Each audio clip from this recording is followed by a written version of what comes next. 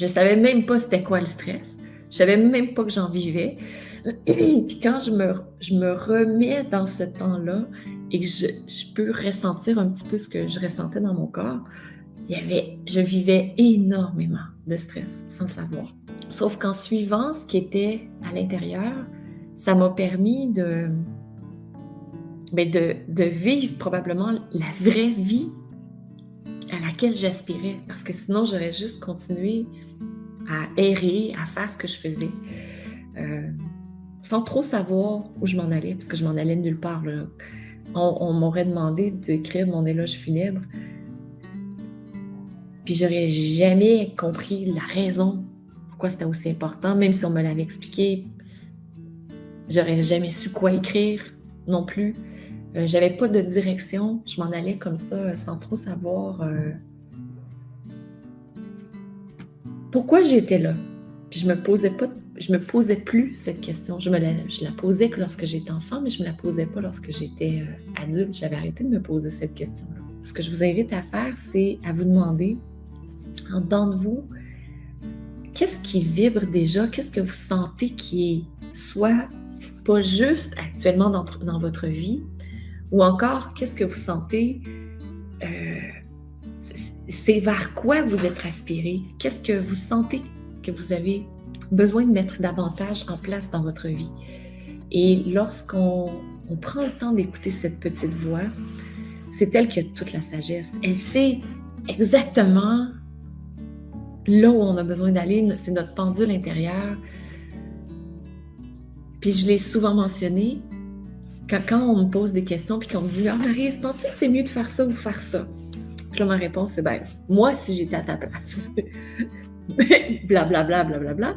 Mais tu sais, la meilleure personne pour savoir c'est quoi la bonne chose à faire, c'est toi. Comme moi, je suis peut-être en deuxième ou en je sais pas combien, mais il y en a une personne qui sait exactement ce qui a besoin d'être mis en place, c'est toi. Puis c'est un peu ça mon message aujourd'hui, c'est vous avez cette intuition, vous êtes capable de connecter avec le 6e chakra, de voir, d'être capable, c'est ça le pouvoir du 6e chakra, c'est d'être capable de s'élever, de regarder une situation et d'observer et de voir qu'est-ce que j'ai besoin de faire. Et en même temps que je dis ça, lorsqu'on est sous l'effet du stress, c'est très, très, très difficile de s'élever. Très difficile. On voit, des fois on dit on voit juste l'arbre, ou on voit juste l'écorce. Des fois, on est tellement collé dessus qu'on ne sait même pas que c'est un arbre ou que c'est de l'écorce. Et le stress, c'est ça qu'il fait. Donc, qu'est-ce que vous avez besoin? Puis on le voit en yoga-thérapie, c'est lui qui va déclencher tout le reste. Lorsqu'on est fatigué, le stress va augmenter, va créer du cortisol dans notre corps. Lorsqu'on a du cortisol dans notre corps, ça prend 5 heures avant qu'on puisse retrouver un état, entre guillemets, normal, sans le cortisol, donc avec un niveau plus bas de stress. C'est le stress, là, c'est la première chose à réduire. On ne peut pas l'éliminer. C'est la première chose à réduire pour qu'on puisse prendre de la hauteur, observer les choses telles qu'elles sont, pouvoir prendre des décisions. Le troisième œil, le 6e chakra, c'est lui qui est responsable, le commandement, c'est lui qui va commander ce qui a besoin d'être fait. Il va voir, on va suivre notre intuition, on va développer notre imagination. Et lorsqu'on est dans la manifestation, c'est lui qui commande, qui dit « Ok, maintenant, voici, on fait ça, ça, ça, ça, ça. » Puis pour être capable de faire ça, ça prend de la clarté. Ça prend, si on est embrouillé par le stress, c'est super difficile à faire. Super difficile.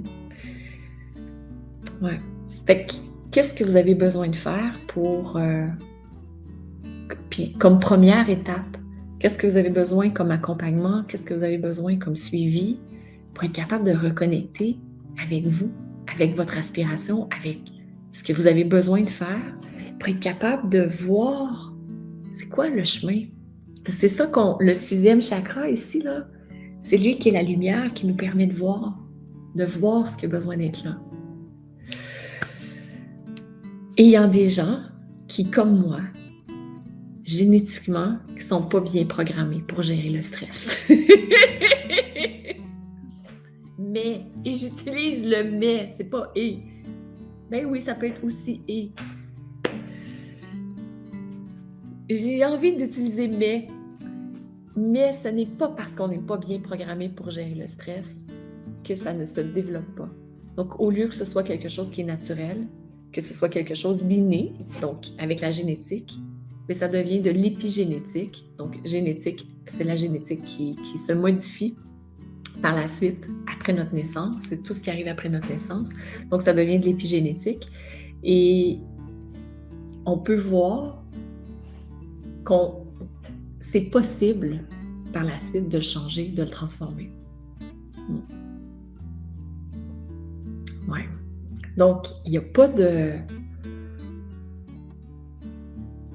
raison pour ne pas y aller et s'y mettre et rester dans cet état de stress. Il y a beaucoup, beaucoup d'outils qui existent.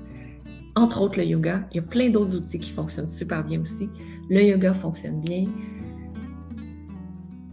En tout cas, moi, c'est ça en quoi je crois. Tout ce qui est respiration, les yoga nidra, tout ce qui nous aide à réduire notre stress, c'est la première étape pour pouvoir vivre une élévation spirituelle par la suite. Sans ça, c'est super difficile. Vous avez aimé cette vidéo? Abonnez-vous au studio Diva Yoga et découvrez nos cours et séries de yoga pour vous amener vers la santé, la sérénité et l'amour. Au plaisir de vous accueillir au sein de la magnifique et bienveillante Diva Family.